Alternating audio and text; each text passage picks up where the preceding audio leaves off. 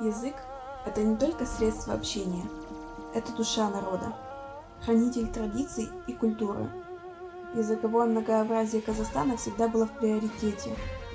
Об этом можно судить по закону о языках Республики Казахстан от 1997 года.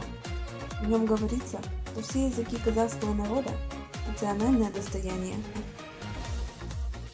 Цель языковой политики в Казахстане – интеграция республики в мировое сообщество и, как следует, подъем науки, экономики и социальной культуры составляющей страны. Введение трехязычного образования должно сделать казахский народ конкурентоспособным на мировой арене. Это реформа, составляющая программы «Казахстан-2030». Планируется, что в ближайшие годы около 20% населения может свободно общаться на английском языке.